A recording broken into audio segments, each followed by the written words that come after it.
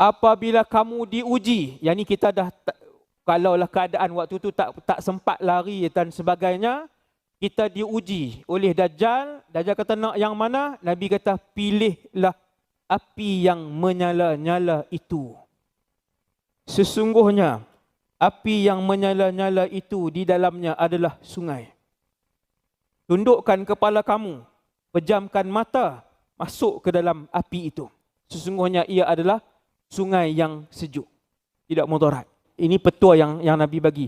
Alat apa, alat canggih apa yang Dajjal bawa waktu tu? Wallahu a'lam. Tapi begitulah bila Nabi sebut, kamu akan nampak api, kamu akan nampak sungai yang bersih, yang nyaman.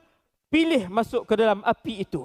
Kerana Dajjal ini zamannya adalah zaman manipulasi. Zamannya adalah zaman imajinasi. Zamannya adalah zaman penuh dengan pembohongan.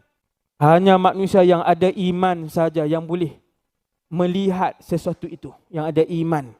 Sebab tu Dajjal, bila dia bercakap di depan, dia manusia, kakinya dua, tangannya dua, kepalanya satu, matanya buta sebelah dan kedua-dua matanya cacat, rambutnya sangat kerinting. Rambutnya sangat kerinting, dia manusia yang hodoh. Manusia yang hodoh. Bentuk dia tu nanti tuan-tuan akan tengok manusia yang sangat hodoh. Apabila kita melihat dia, hanya mukmin saja boleh melihat di dahinya tulisan kafir.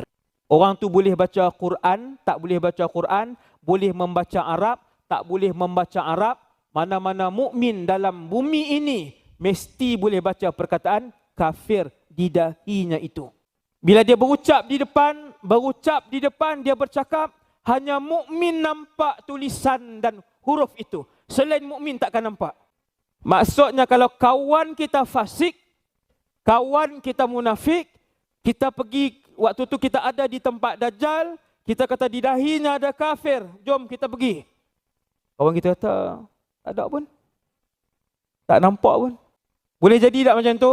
Boleh. Sebab hanya mukmin akan membaca tulisan di dahinya itu.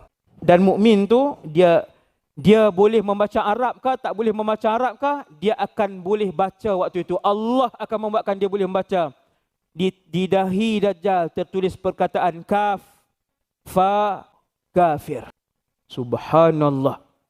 Begitu jelas pertolongan Allah untuk kita semua.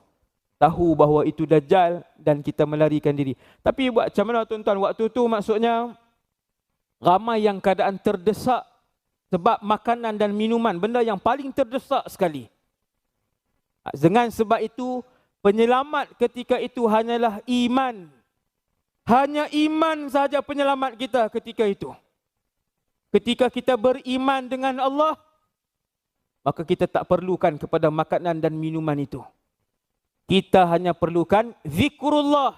Nabi sebut, subhanallah, walhamdulillah, la ilaha illallah, wallahu akbar. Seperti kamu makan satu hidangan. Bila sebut tu, rasa kenyang di perut. Berlaku perkara-perkara yang cari adat yang banyak pada zaman itu.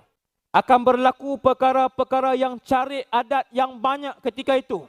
Ada yang cari adat daripada kumpulan beriman, ada yang cari adat daripada syaitan jin dan Dajjal. Dia ada dua dah waktu tu. Allahu akbar.